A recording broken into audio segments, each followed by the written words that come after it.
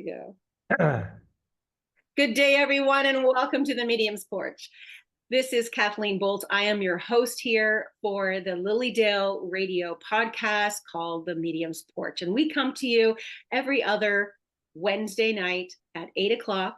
And you can find us both on Spiritual Medium YouTube page, but you can tune into the Lilydale Facebook page and find us there among the many other posts and programs that Lilydale offers you during the off season. And we would like to let you know at this time some of those people that are coming in to the podcast season. And we have, get your pens ready, get your phone out and your calendar, because we have Beyond is the title of Tiffany Hopkins' podcast, and she is going to be appearing on the Facebook page. Now, that Facebook address is Lilydale Assembly Inc. So that's on Facebook under that title. So that's the official Lilydale page. And that's the page where you'll find these video podcasts that we're doing, these programs. And Beyond is Tiffany's show. She is going to be appearing on the 11th and the 22nd of each month. And those of you that know numerology will enjoy that she's chosen those two master numbers as the dates that she's going to be producing and putting up her show for you. And that's at 6 p.m. And then on Sunday evenings, the 1st and the 3rd of the month, we have at 7 o'clock, we get to see Enlightening Your Way. And that's with Nancy Lombardo. So check in those programs. On Sunday, every 4th Sunday of the month, we get to find out more about who are these spiritualists. And that's the title of the program that Stacy Sherman at 8 o'clock Eastern Standard Time will be doing on the 4th Sunday of the month. Wednesdays are a big day. Wednesdays, we have Wednesday with Willa. She is doing her program Wednesdays with Willa at 10 a.m. in the morning. We've got Healing Temple Service streaming at 7 p.m. also on the Lilydale page. And with so much going on right now in the world, the atrocities all around the world, and more recently with our flooding and difficulties with those in the southern part of the United States, southeastern part, we could really use your prayers and love. So tune in at Wednesday night at 7 o'clock for the streaming from the Healing Temple, where they're doing the healing services. At 8 o'clock, you have yours truly and my special guests, and we do have one today, so I'm going to get there eventually. I'm moving my way along there, folks. We have Wake Up with Spirit on Thursday mornings, and that's at 10 a.m., and that's with Celeste Elliott. And then on Wake Up with Spirit is the title. And then Discovering Your Spirit bi-weekly with Brenda Reading. And that's Thursdays at 7 o'clock. And there's even more to come. So stay tuned. I know Angie Apt was someone that did a program last year. I don't have her specifics right now, but no doubt she'll be back to join us as well.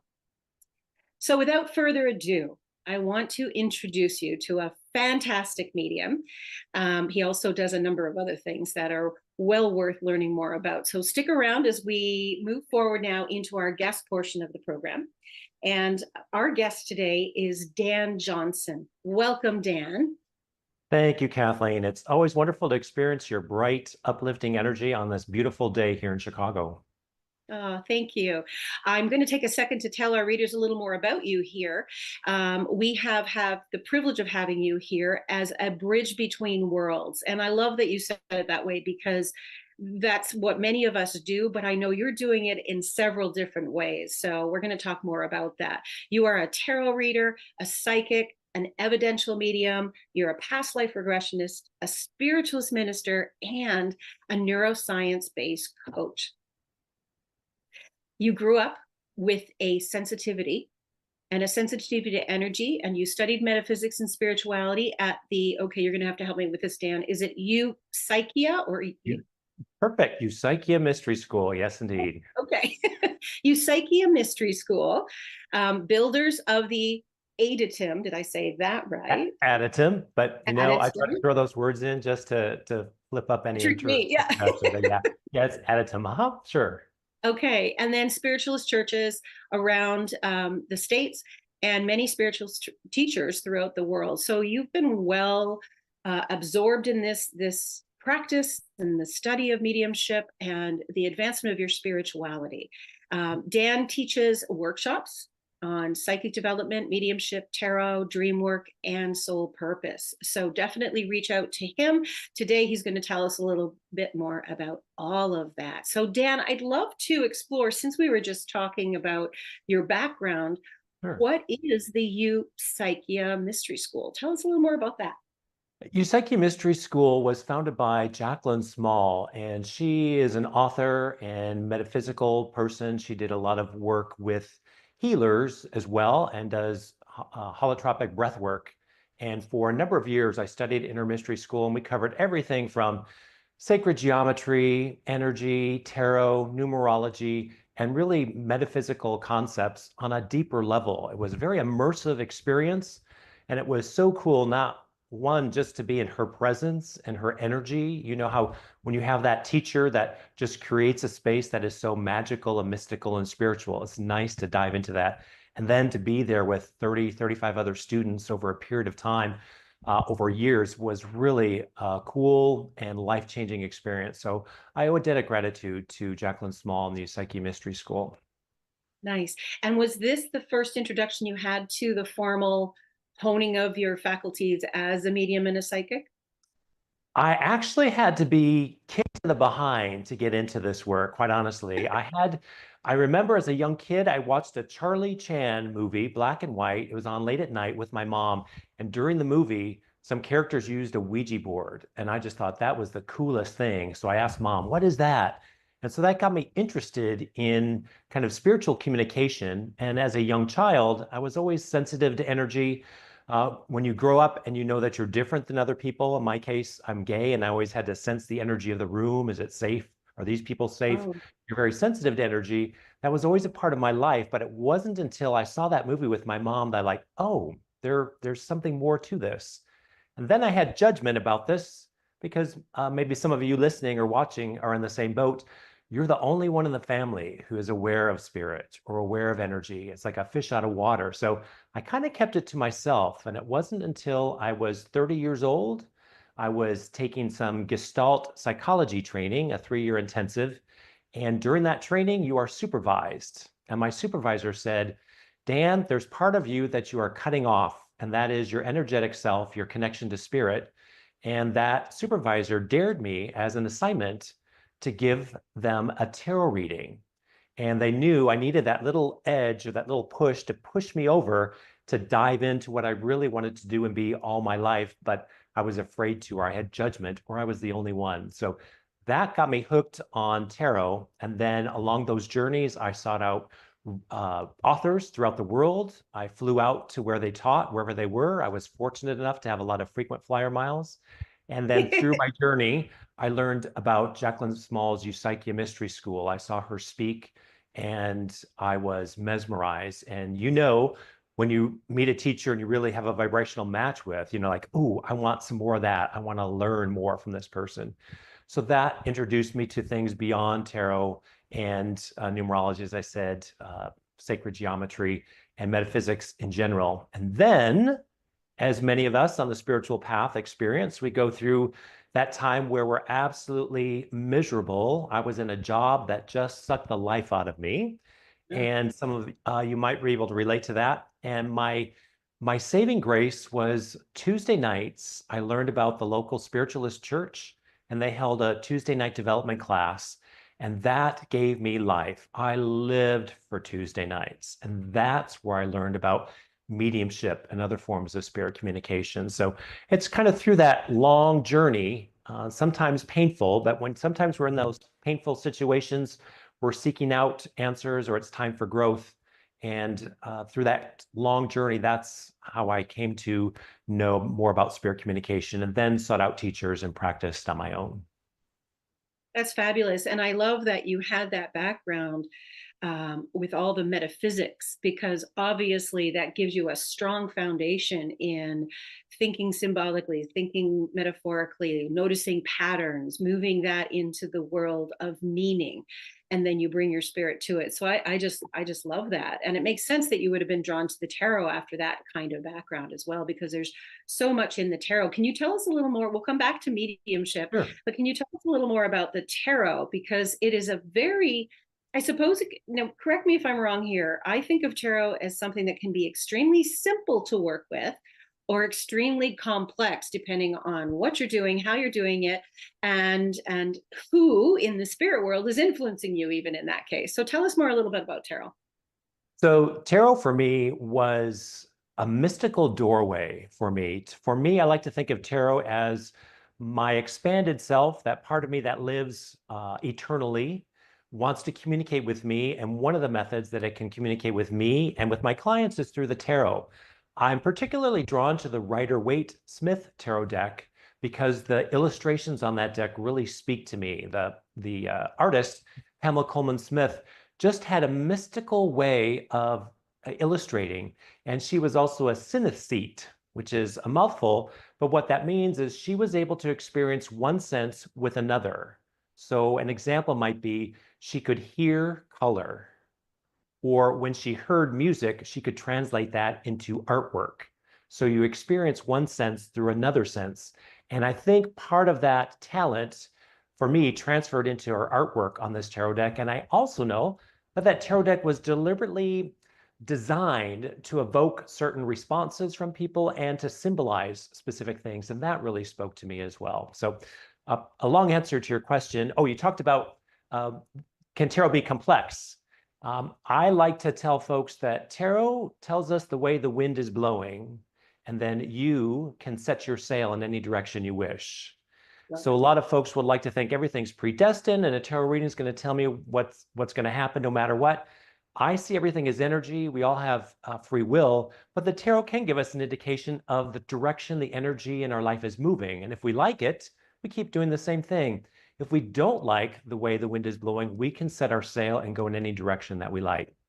So for me, there are several levels of a tarot reading. There's a spiritual level when we look at kind of a spiritual cause from a 100,000-foot view, what's really happening from a spiritual aspect.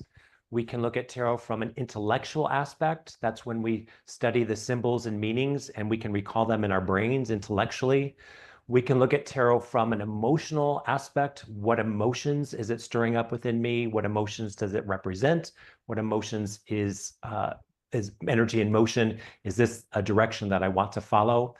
There's also a therapeutic aspect for tarot. One of my great teachers was Mary Greer, and she's written a number of books, but she taught us the therapeutic or empowerment method of reading tarot, where the tarot can illustrate what's going on in your life in the moment, and it also can illustrate the key. And so the key to breaking through any obstacle or challenge is also right in front of you, and ways of working with that helps you from a therapeutic standpoint to break through any kind of obstacles, or sometimes we feel like we've run into a brick wall. So many levels, many ways of reading tarot. When I teach tarot, I start with an intuitive method that the tarot cards are an activator. What do they activate within your intuition? And we can trust that as your guidance. All of those methods have value, and I'd like to combine all of them. But there, as you mentioned, there are many levels that can be as complicated or as simple as we like to make it out to be.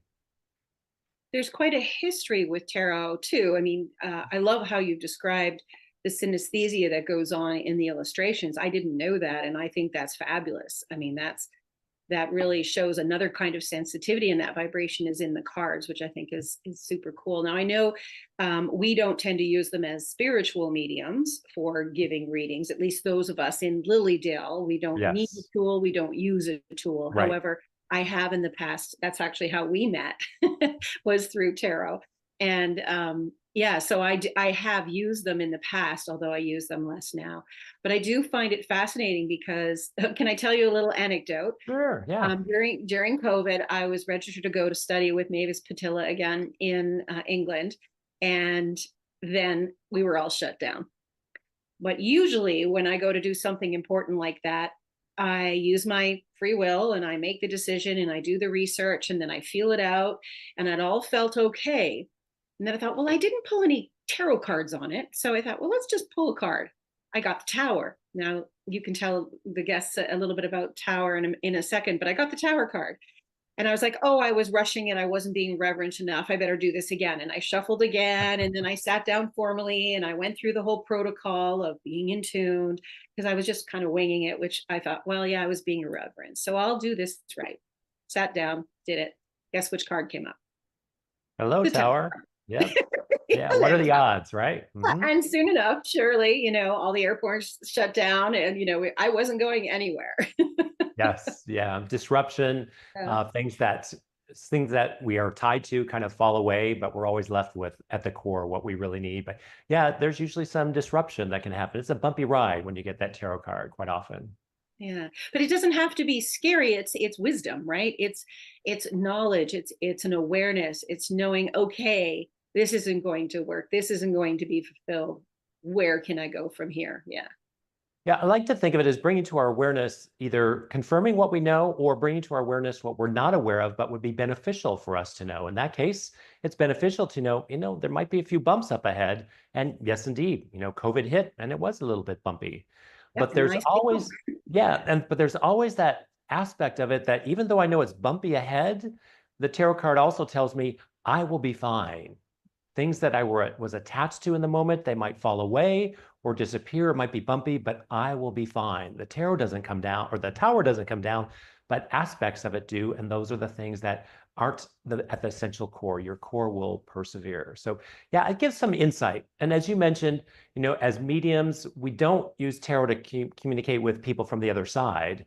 I like seeing tarot as a way of my expanded self, my eternal self, Akashic records wise, what's up for me. And it's helpful reflection, helpful guidepost, and a helpful place to bounce off of so I can make more informed decisions moving forward. I like that very much, because spirit can't tell you what to do with your life. They can't, it's not ethical, and nor should they, because we have personal responsibility. So having a tool like that is like tarot is nice, because if you have something coming up, I like thinking of it as being able to plot out my plan, right? I ask questions, I get feedback. I learn about the things that I don't even realize I'm carrying or thinking about the situation. So it gives me insight into myself sometimes when I'm actually using it. I don't use it that much, but every once in a while, like if something big comes up, I'll take a look and I'll reflect. How do you use it in your own life? For me, it's a nice timeout, for me to connect with myself, to be still. In our workaday world, it's all about action and distraction. And so when I'm with the tarot, I'm in a meditative state. I'm one with my own self, my own intuition, my own expanded self. And the tarot brings to me what I may not have been aware of because I've been too busy or too distracted. So it's a nice meditative tool that I like to come back to and journal. And I also expand on what the cards mean, what comes up for me, what comes to mind. And it helps me make some more informed decisions on what I want to do as I move forward in achieving the goals and the kind of life that I like to live. Do you have any advice for people that want to do the same using the tarot? Say they've gone, maybe they're not tuned in or trained formally as a medium or a psychic, but they went out, got a pack, friend gave them a pack. Do you have suggestions for them, little tips or tricks that you could share with them about using it on an everyday basis or in a situational basis? Sure. The first, like I mentioned, there are many levels of reading tarot. So as you're beginning, it's helpful to look at each card and notice your reaction. Notice your energetic reaction to each card and what comes up into your awareness. Maybe it's a thought, maybe it's a feeling, maybe it's a memory, maybe it's a song lyric. Notice your response to each card and trust that. It's almost like your expanded self, that part of you that is eternal, or the Akashic records are saying, we want to communicate with you. And one of the languages we're going to use is the tarot. So trust what impressions you get from that card. And it doesn't matter if other people have the same impressions. This is your own connection to your own guidance. So trust that as a basic step. So you can jot down those. Find books that you're intuitively drawn to when it comes to tarot. I specifically like Mary Greer's Tarot for Yourself book that really helps you come to an understanding of what tarot means for yourself. And then beyond that, you can read as many books on tarot that give meanings and things. That's more of an intellectual approach. I like to see that as added, I don't want to say filler, added options for each of the cards, but primarily trust what the cards mean for yourself as you explore. And then also know that the power is within you, not within the cards. So it's just a language, but that power, that energy that comes to you is within yourself, and to trust that. The power is not in that printed card, it is within you. I think that's important for us folks to learn. And also be aware of what's myth and what is fact when it comes to tarot. There's a lot of misinformation out there about tarot, especially in movies. You know, you see that death card. Oh, that means someone's going to get killed or shot or die. Not necessarily. You know, the death card means clearing away the old to make way for something new. So if I get the death card, it might be I have to give up my old way of thinking if I want to achieve something that I want to achieve. Or I have to give up what no longer serves me, kind of die to my old self to create the new self that I want to moving forward. So it's not necessarily a physical death, it's a transition, clearing away the old to make way for the new. Does that make sense? It makes total sense to me. And the expression of death, if you're coming at it from a spiritual perspective, it really is just a closure to something. So we like to think in the physical world that death means ending. But if you have a spiritual upbringing or spiritual background or spiritualist background, Yes. you know that there is a continuity of life hereafter beyond the physical form. Right. But when you use it, one of the things I loved about, and this is what I was about to say, is that with tarot, I feel like you can come at it at any level, right? So if I'm talking about my life, or if I'm talking about this is something, I'm all over the place. I'm so excited. We can talk about tarot. Yeah, and I'm listening to you too talk about it. These layers that we come to in life, like this is my life related to my family. This is my life related to my career. This is my life related to my personal development or my health or any parts of these life that we have. I find the tarot is really great at narrowing it down because you ask that question. And whatever that question is, so if you get the death card while you're talking to someone about, say, their career, then we're seeing closure to something based on what else is influencing that based on the cards around it. So we could go to another place and the death card may show up and it may just mean you need to stop doing this habit because it's not productive for you, right? And again, based on the cards around it. So I love the flexibility that the symbology, the metaphor, and the outside influences of the card offer, because in life, that's what happens, right? We have an individual context, but that context is being influenced by everything going on around you.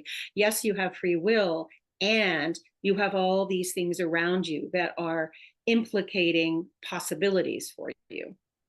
So I just love the tarot for that reason. Yeah. And, you know, death could simply be about transition. This is a transition from one thing to another. Like as spiritualists, we know, you know, our essence lives on. We're eternal beings. So there is no such thing as death, meaning full stop. We are eternal beings. So yeah, there's lots of levels to look at it, but I want to circle back to something important. I think you mentioned just a little bit ago too about, you know, spirit telling us what to do. You know, there are some times when I'll be doing a reading, and I'm sure you've experienced this too, where the tarot will present some options or the way the wind is blowing, and I'll let clients know, what do you choose to do? What direction would you like to go? And would you like to explore some options and the energy behind each of those options? But occasionally you'll get that client who will say, just tell me what to do. What's spirit telling me what to do? I don't like this because spirit's not telling me what to do. When in reality, spirit is saying, you can go this direction, option A, or option B, or option C. They're all available to you. It just depends on what experience you want to have. If you go with option A, here's an energetic experience that you'll have. If you go with option B, this energetic experience. So for me, using a tool like the tarot is really about empowerment and power. I'm really big on self-empowerment and claiming your power, that it is a helpful feeder for you to make an informed decision and choices moving forward, versus saying you have no power, you're powerless, this is the way it's got to be. This is the way the wind's blowing, you've got the power to set your sail. So I always like to let clients know that, because occasionally there'll be a client who like gets a little irritated. It's like, well, just tell me what to do. It's like, that's not what we're here to do. We're exploring options and energy. then you get to decide what you'd like to do. And we can explore what those options are, but the ultimate choice is up to you. So anyone who comes to me for a reading knows or what comes through is not going to be what you have to do. This is the way the wind is blowing, what you choose to do. How do you approach those people that want you to tell their future? I'll say that tarot can give an indication of, as things are right now, the way the energy is set up and movement, what's in motion. Here is a likely outcome, but it's not predestined. If you like, let's say you are sailing across Lake Michigan. I'm looking at Lake Michigan outside my window right now. If you want to go to Michigan and you know the wind is coming from the west, you need to set your sail so that even though the wind is coming from the west, you can go right across the lake to the state of Michigan. The same thing with tarot. You can, here are the forces, here are the energies set up to either help you or complement you on what you wanting to achieve. Here are some forces or energies that you need to be aware of that might be obstacles or bumps in the road. What do you choose to do? How do you set your sail? How do you navigate? So tarot helps us navigate toward the desired future that we want. And I do find that, you get a sense of what's up ahead, what's coming. If someone is seeking, more love in their life or abundance, you kind of get a sense of, oh, you're on the right track, or there's some flow here. You also get a sense of, there's some stoppers, and let's explore what those stoppers are to help you break through to achieving more abundance or more love or romantic life. Does that make sense? It totally makes sense. Would you be available to take calls on tarot if we go to your website at this time? Oh, sure. Absolutely. Yes. Okay, so people can find you. We're going to mention it again at the end, but people can find you on your website. Do you want to tell us your website for those listening in and curious about tarot right now? Sure. My website is danjohnson.me, M-E. Fabulous. Fabulous. Now, you mentioned about tarot being something that can support our spirit. You got drawn into mediumship. Tell us a little bit more about how that transition happened. I know you said you went to the churches and you started going Tuesday nights, looking forward to that. But where did it all go from there? I saw mediumship demonstrated in my local church, and I took a development class and learned mediumship skills. And then as with tarot, I started seeking out teachers. I would go to conferences, see who I resonated with, and I'd study with them. And then I'd say, if you were to go to a teacher, who would you recommend? And so through that, I learned about Lily Dale. And so I've been coming to Lily Dale for quite a long time now. And through that exposure at Lily Dale, I sought out teachers that really resonated with me. And what I really appreciated as along my journey, there are many different styles to mediumship for me. And I appreciated those teachers that helped me claim my power and reminded me, everyone can do this. Sometimes we all like to feel special. I'm the only one. But everyone has that muscle. It's like playing the piano or a sport. Some people are more natural with it. Some people might be more accurate or better than others, but we can all do this. And I really appreciated those teachers that reminded me of that and helped me stand in my power and be fearless in the information that I'm getting and to trust what I'm getting from spirit more than the immediate reaction I'm getting from the audience or the person sitting across from me. Because when I trust spirit absolutely, I am on fire. I am on, and I know I'm not disregarding what's happening. Certainly, I want the client to understand what's coming through, but it might be I'm getting an information from spirit. I might not be languaging it quite the right way for the person to recognize, or they may not recognize it until after the reading is over and they call or email me back and saying, oh, duh, you're talking about Scott. Oh, that's my brother. And I couldn't think of it at the time. So, we all have that spiritual amnesia at times. So learning through teachers, seeing people in doing their work, and really admiring those who are in integrity. And, there's always various levels of mediums and mediumship out there. I just admire folks who are in integrity and are serving spirit. And once I got started, it was like an eternal journey. There's so much more to learn. And I'll never know everything there is about tarot. I'll never know everything there is to know about mediumship. I'm always learning. But I always appreciate spirit communication and being done well. And as a service to others, it's a service to spirit to help them communicate with folks here on this side. And it's also a service to people on this side who like those reminders or the evidence that their spirit loved one is eternal and it does live on. Beautiful. Beautifully said. Lovely. Yeah. It's a very powerful exchange between spirit and the individuals you're sitting with. And it's such a privilege to be a part in the center of it, wouldn't you say? Absolutely. And it's a collaboration. I recently read for a group and I got up on the podium. There were several mediums, but I got up on the podium and I just had to acknowledge, guys, you are deader than the dead people on the other side. We had to raise the energy. So there's a collaboration that takes place too. Yes, you're connected with spirit, you're serving spirit, but there's also a connection and a throughway through the people you're reading for, and we all have to be in it. It reminds me back many years ago now when I was reading tarot. I was reading tarot I was invited to read tarot for an organization that was out of town where I did not live, but they scheduled me and I had a bunch of clients, and there was one client where it felt like I was banging my head against the wall. It's like, oh, this is like pushing a noodle uphill. This is like dragging. What is going on? And the client after the reading said, Dan, that was a fantastic reading. I want to tell you, I came here to debunk you. So if it was difficult, it's because I was not cooperating. And even though I wasn't cooperating, you gave me a great reading. So I learned at that point, I was like, if this is a struggle, there's something going on. Either the client themselves are either testing me or not into this fully, or sometimes it could be the spirit people on the other side. If it's a mediumship reading, the people on the other side have some hesitancy to come forward. Maybe they did not treat you, the client, very well, but to trust that. And so anyone learning mediumship, or even if you're reading tarot, when it feels like you're up against a brick wall or it's tough or you're having to push through, that's the message. There's a message in that very experience. Trust that. It's not that you're not doing well. There's meaning in that, and to trust that. And I learned early on in my career to call it out, to put it out on the table. After that, if it felt like I was pulling teeth, I just put it on the table and we'd kind of uncover what was really going on. And oftentimes the person energetically had their arms crossed, even though they're paying for a reading. So you just invite people to relax and be open. And that makes the process a little bit more smoothly. Yeah, I think the idea of coming in with expectations, cynicism, obviously, that man was really putting you to the test, and you were brave enough to pursue and persist. So I usually let people go at that point, but I have that conversation with them. Yeah, absolutely.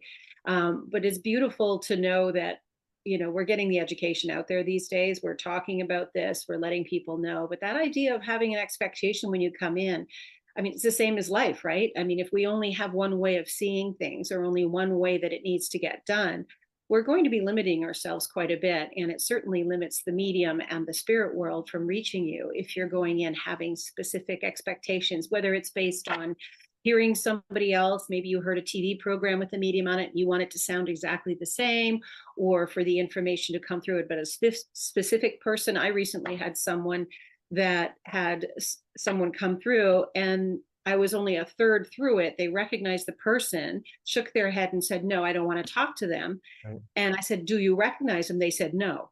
And I'm like, well, then if you don't recognize them, how do you know you want to talk to them? So There was this real resistance in the person. And I realized, I'm not going to be able to help you today because I'm not your person to push through that. I'm not going to do that because there's a reason you're in that space. And not being a counselor myself, I'm not going to be the person that's going to open that. So it's really important to recognize, I think, in whatever position you're in, that it is collaborative and that we can only do so much, that there's only so much as a medium, only as a client, only as spirit, really, in a way that we can all come together and make this work. I always think of it as a three-way call or a conference call, right? Absolutely. Where one of us has to show up for this because we're not just going to talk for the sake of talking. Sure.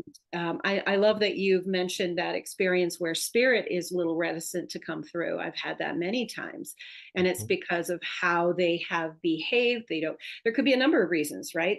Maybe they don't want to upset that person. Maybe they don't want to make them more sad or sadder, if that's or sometimes when they're on the earth plane, they didn't speak Correct. You didn't communicate, or they were a person of few words. So, I like that we're talking about that to be in our power. We're comfortable enough to say, this reading isn't working. I don't think I'm the right reader for you, or it doesn't seem to be flowing. Let's put that out on the table. It takes power, and it takes confidence to know that I'm powerful enough and confident enough to know in my abilities, and trust in spirit to know there's something off. And Yeah. with that, let's explore what that is. And if the client is willing to explore it, great. If not, then okay, I may not be the right reader for you. Let me recommend someone else to you. Or sometimes I won't recommend someone else if I don't think that they're going to cooperate with them either. But yeah, it's trusting that. I think just trusting spirit, I think, is so, so key. And it takes a lot of us journey, or almost a lifetime, to get to that place where we absolutely trust spirit. I had a big proof of that very thing when a man spent 2 hours at a psychic fair. This was years ago, but he spent 2 hours apparently going through the Toronto Psychic Fair, and it was massive, looking for the medium for him. And I guess he decided I was that person. So we hit it off interpersonally fine. He came in, chatty. We sat down, started to read, and it was crickets. I had nobody showing up. I was blown away. I was like, there's no one here. And we were both talking and diatribing about, like, how does this happen? Why is this happening? I spent 2 hours, he said. And I said, well, listen, this has never happened to me. However, there must be a reason for it. So off he went, and he decided to call me again a couple months later. And so much had changed in his life that when he called me and we sat down to do it again, it was like a flood of information, and like a party of people were coming through. And it turns out that he had come to that fair with a particular person with a particular problem. That person was with them when he wanted to find out about this problem. But more importantly, what ended up happening is spirit was clearly, as we look at it retroactively, spirit was clearly waiting for him to make the decision he needed to make, to go through the motions, because he was coming to me to find out about this particular thing that was going on in his life. And Right. spirit didn't show up. I was so surprised. I've never had that happen. But when I talked to him 2 months later, they were all applauding him, saying, good decision, well done. We were there with you. We saw you do it, bravo.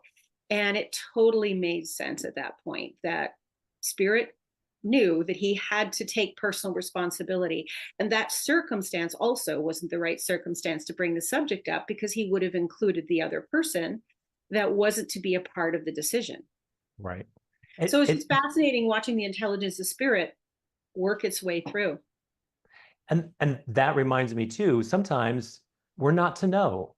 Right. Sometimes client will ask a question, you can check in with spirit and your mediumship, and it's like, get nothing. Or sometimes spirit will say, we're not to know right now.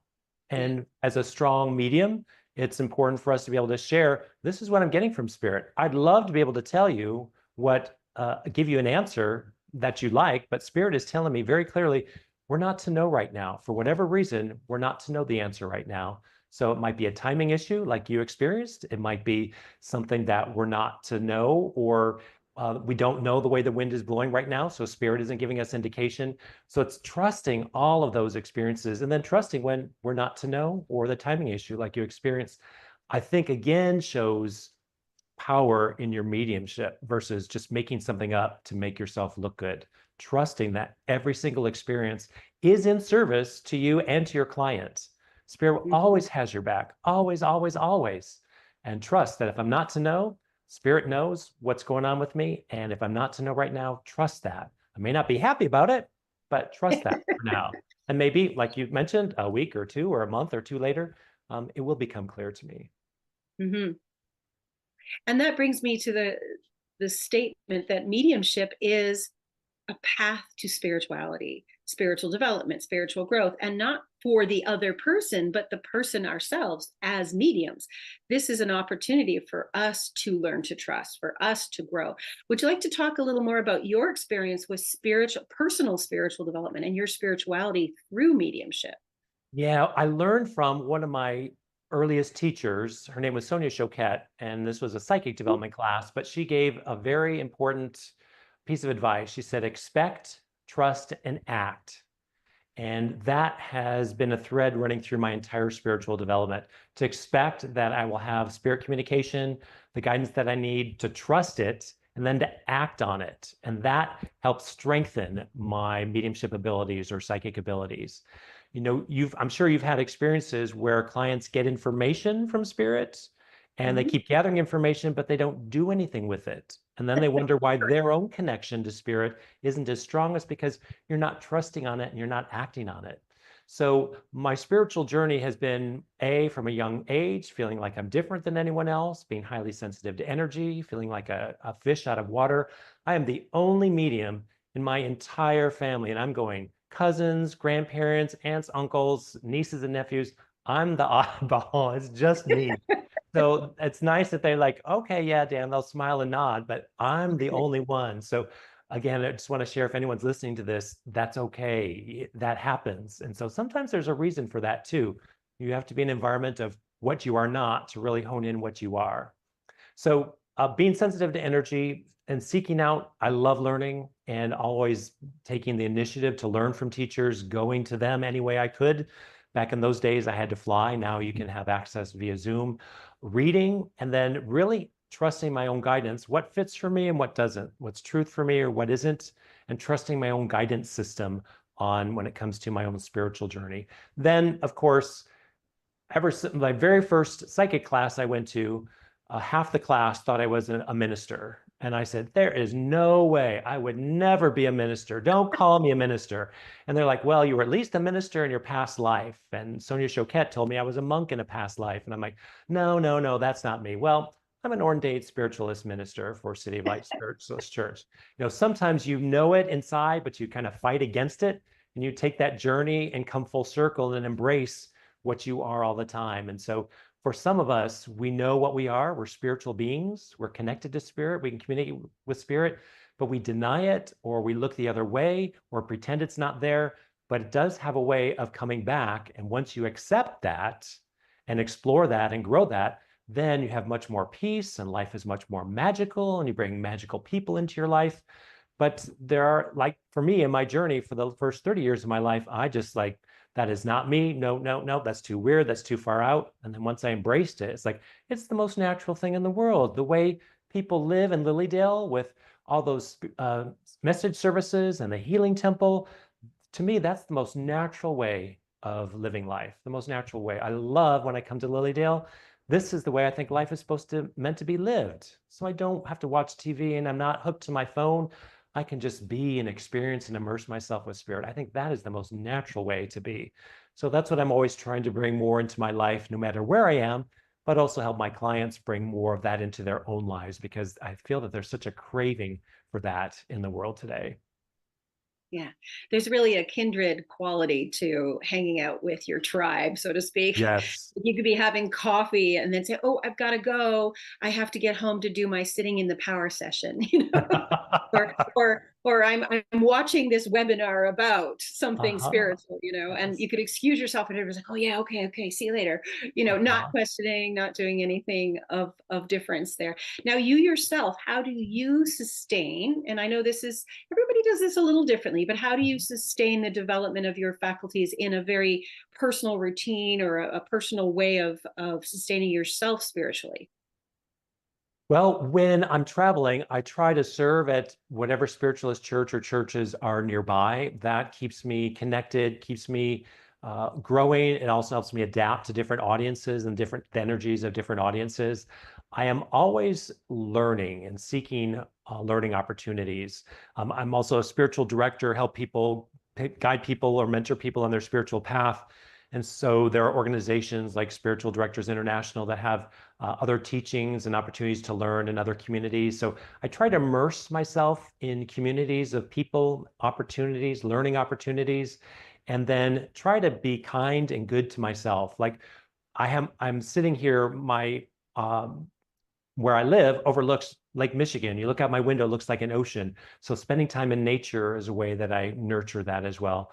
And I have to be quite honest, when you have the love of a wonderful partner who is also spiritually connected, it's nice to have those conversations over dinner or before you're going to bed, or when you're eating breakfast in the morning, or when you're in the car together. That is really, I'm grateful for having that in my life as well.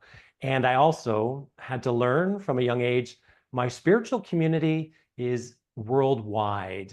Where I live specifically right now in this moment, there aren't a lot of people that I can connect with on a spiritual level. I don't have spiritual community in, let's say, a 1 mile radius of where I live.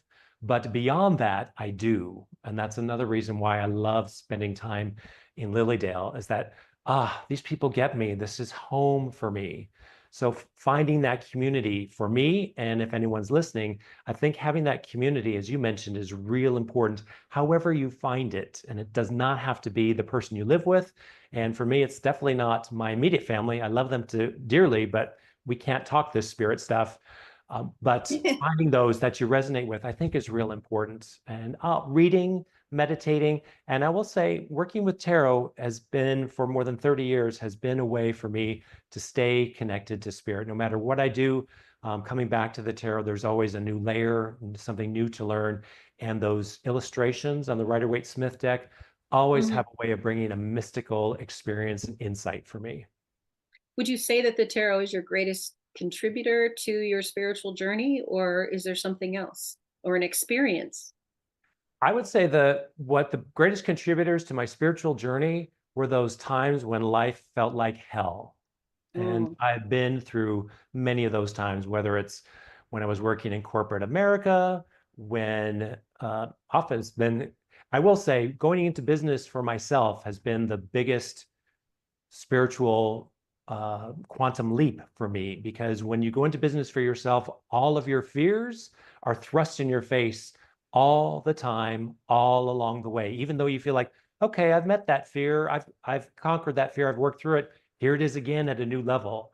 So, it would be nice to say, yeah, I go and meditate, and that's where I get enlightenment. But my biggest contributor to my spiritual journey has been being in business for myself, when everything that I was afraid of or thought I was afraid of is coming up, and it gives me an opportunity to work through it and claim more of myself and claim more of my power. That's not to say my spiritual teachers, my mediumship teachers, spiritualist churches, tarot teachers, psychic teachers haven't been a big influence, the mystery school. But I have to say, when the rubber meets the road here on the earth plane, that's the greatest spiritual journey for me, contributor to my spiritual journey. Nice. And then you had mentioned, as you were talking about that, you had mentioned that you do activities, teaching people, working through, educating others as a way of also developing and continuing to develop, as well as serving others. You host a monthly spiritual wisdom circle. I do. I'm intrigued. What is it all about? It's called the Spirit Wisdom Circle, and it's an open community to anyone who wants to immerse themselves in spirit, spiritual healing, and get messages from spirit. So whoever shows up that month, that's our group for the week, and we go through a process where we affirm our own power and connection to spirit. We talk about what we want to manifest over the next month and go through a ritual through that process. We have a brief time for spiritual healing, knowing that me, Dan, I'm not a spiritual healer. The healing energy comes from source, and I can direct that through me, and we experience that energy. And then the closing portion of the wisdom circle is everyone who wants to can ask a question, and they will get answers from the other folks in the group, from the spirit realm or from a psychic intuitive perspective. So it's a once a month community, a kind of drop-in community where folks can experience spirit, but also practice their skills in mediumship and or their intuitive abilities. And that's the second Thursday of each month. Oh, sorry. Second Thursday of each month. Second Thursday. And is this, how do we get access to this? Spiritwisdomcircle.com will bring you to the page of my website where the Zoom details are listed, and also listed on Instagram for Spirit Wisdom Circle, and Facebook page Spirit Wisdom Circle as well. Thanks for asking. Yeah, of course. And then you also are a neuroscience-based coach. Now, is that the entrepreneurial work you were speaking of earlier? That is part of my entrepreneurial work, leadership development. I started my own business in 2002, 2003. And for many years, I went through a lot of training, leadership development. I went through a lot of formal coach training, accredited training, and added a layer called neuroscience-based coaching, which is about how the brain works and how neuroscientists are understanding how our brain works. And when people come to me for coaching, they want to know, why do I keep doing this behavior? Why do I have this habit? I had an attorney who said, why do I always blow up in people's faces? Why do I always get triggered? And so neuroscience can provide more of a scientific explanation of what's happening. So my attorney client who says, why do I always blow up? Well, it's because they were experiencing something called amygdala hijack. There's a part of our brain that when we feel threatened, makes us lash out. And so once he could understand that from a scientific standpoint, he was more open to some coaching techniques on how to remain calm and centered during that time. Another aspect I love about neuroscience is a lot of it is about energy. Neuroscience coaching, one of the precepts is your brain is either working for you or it's working against you. And what I mean by that is your brain can help you lean into something and uplift your energy, or your brain can zap your energy and just make you push back. So it could be your limiting beliefs, your limiting thoughts. When you look at it from a neuroscience perspective, let me make my brain work for me more often. Let me lean in. Let me uplift myself. And traditionally, we think of the brain as having left and right brain. Left brain is analytical. Right brain is more artistic. Well, neuroscientists say, not quite true. There are networks in the brain, two different networks that encompass all parts of the brain. The default mode network and task positive network. Those are the networks that have kind of differences from seeing the whole picture to getting down to the nitty-gritty details. And I find that when I'm coaching folks, helping to explain some of the brain stuff behind it helps them be more open to doing some techniques, coaching techniques to help move forward. And then, quite honestly, I am a neuroscience-based coach. I have formal training in that, certified neurotransformational coach. But I will tell you, 99 out of 100 people that I work with, they all want spiritual strength, spiritual insight. They'll say, I want what you have, Dan. I can't quite language it, but I want what you have, that quiet confidence, that sense, that power. And it really comes down to a spiritual journey. So the neuroscience helps me explain biologically what might be happening in their brain, but the outcome that they want is really more of a spiritual nature, which is kind of cool to me to be able to meld. I wouldn't have expected that. I mean, obviously, there's going to be people that would be drawn to you anyway for coaching. But I wouldn't have expected those coming in from that scientific standpoint or for that scientific support would actually start. Well, I guess if I really think about it, we're all needing that, right? We're all needing that spiritual connection, that sense of spiritual value, meaning, and empowerment. So yeah, that's wonderful that you're offering. So you have a different client base then that's now finding their way to spirituality through the teachings that you're offering and the coaching that you're offering. One of the most interesting things for me has been I can work in a corporate environment, working with leaders and executives, all ages, all genders, and they experience me. And then after working with me, they'll kind of approach me and say, and they'll talk about the spiritual aspects as if it's something to be ashamed of. And so when I can say I'm a neuroscience-based coach, that gives people permission to work with me, even though their goal is of a spiritual nature. But because outwardly they can say, oh, I'm working with a neuroscience-based coach, they at the outset feel less shame, which is one of the healing fields we work with in neuroscience, about working on themselves and their spiritual journey, because languaging it in a way that they feel is acceptable to the outer world gives them permission to be vulnerable and explore with me. So there is validity to neuroscience-based coaching techniques, absolutely. But because I can say it in that way, people feel comfortable exploring their spiritual journey, knowing that it's about neuroscience. Right. There's a scientific relevance to it. Yeah. Maybe they were raised knowing there was such a thing as science, but spirituality was frowned upon or something. I have a question for you. I'm curious about, there's a lot of people that come to this work doing mediumship, doing psychic work, doing healing, that have had traumatic pasts and a lot of drama or dynamics around that. And so my understanding is that to survive the brain puts you in a position where it learns to metabolize the information it's getting and find a placement for it.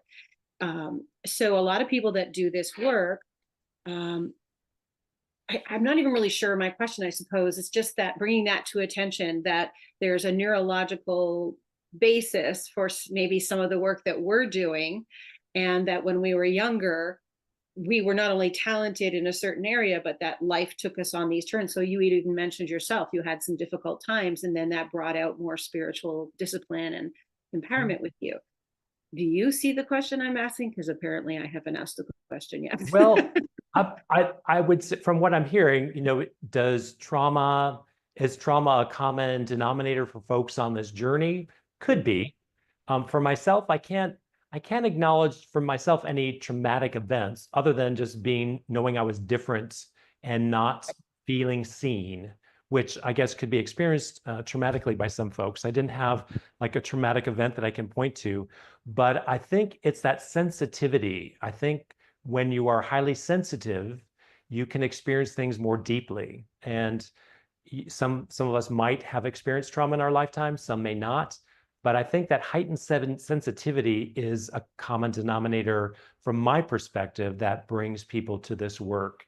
And that gives you, at a very early age, there is something more than just this flesh and bone. And I love the religious science teachings, because one of their tenets is what connects us is not matter, what connects us is consciousness. And what a different world we'd be living in if we all realized what connects us to each other is energy, consciousness, not this physical bag of water that we're walking around, not our homes, not our cars. It's consciousness. We're all part of that source consciousness. And if we all got that, and we all knew that I am part of source consciousness, how much more powerful do I feel? What more is possible for me when I realize that and internalize that and feel that I am one with this consciousness? I am not separate. Given that, what do I choose to do? What do I choose to create? And it kind of flips the switch. And neuroscientists will also say that, the old saying is seeing is believing, but neuroscientists would flip that. They would say believing is seeing, meaning based on what you believe, you will see and experience the world based on what you believe. And your brain actively seeks out what supports what you already believe. So if you believe that no one in the world likes you, then that's what you'll experience, because your brain's going to pay attention to all those times where people appeared to not like you. And once I think people understand that, oh, I need to work on my belief system, how I see the world, that will impact my experience. There's some self-responsibility there, and it's not like a easy light switch that I can flip to change from off to on. But once I have that awareness, I can then gain some momentum and reclaim some of the power that I'm losing. And again, realizing what connects us is consciousness. We're all energy. It's not matter. So important. Yeah. And it empowers us to recognize we can co-create, and we can take those thoughts, turn them into things that are positive and relevant for an easier way of living in the world. So many of us create from reaction rather than from a seed thought. We're reacting to all the things in our environment. We're bombarded with advertising, media, world events, family members, work stuff that we're always creating from reacting. We're reacting from everything versus taking the time out and saying, I know all that stuff is going on. What do I choose to create from scratch without response to anything else? What do I want to create? And there's, again, more power that comes from creating from within versus creating from reaction. And that's an important distinction. I think it's helpful for people to be aware of. Yeah. And it's very much in line with a lot of those early laws and our principles in spiritualism, isn't it? Absolutely. I love when science and spirit come together. One of the things I love about spiritualism, depending on which church you might go to, but those blue hymnals inside the principles, one of them is, we believe in infinite intelligence. What a wonderful, freeing thought. It's infinite intelligence. There's not a personified being judging me one way or the other. I am one with that source energy. It is infinite. That's what the game is. And how much shame can be released from feeling judged by some greater power. What freedom comes from that and being part of that infinite intelligence, knowing that I'm eternal. Oh, if I'm eternal, that gives me power. I can live in less fear, knowing that my essence continues. After my body transitions, I'm still here. So much freedom. Life is much more fun, much more magical, much more powerful. There's a theme to all my work, is really helping people claim and know their own power to use for themselves, and having a healthy relationship with their own power and claiming who they are, being authentic and creating the life that they want, whether it's at work, at home, or at play. I feel like I've been on a pulpit, so I'm sorry if I'm on my soapbox, but this is it. It's a this is wonderful cool stuff. way for us to wrap up. That was beautiful. Well said. Great. Yeah, very empowering. Yeah, it's great to gaze at your smile, Kathleen. I really appreciate the opportunity to be here with you today. Oh, thank you so much. I'm so grateful to. I haven't seen you much in the Dale these summers. We passed each other a little bit this summer, and I was like, oh, I've been wanting to call you. So I'm so glad that we had this opportunity. Those of you listening, I highly encourage you to take a look at Dan's website and to share this with others. There's so much here that he can be a support for. You can find Dan at danjohnson.me, danjohnson.me, and that's a website. And also Dan has mentioned a few other places that you can find him, and I will have those listed in the little box below where I've posted this video. So Dan, I just want to thank you again for coming today. This has been fabulous. What a pleasure, Kathleen. Anytime. I adore you and your energy, and thank you for just being a bright light in this world. I sincerely mean that. I appreciate it. Thank you. So visitors and listeners and viewers, we want to thank you for joining us today, and be sure to join in a couple of weeks when we interview someone else. For now, have a lovely, lovely day. Bye-bye.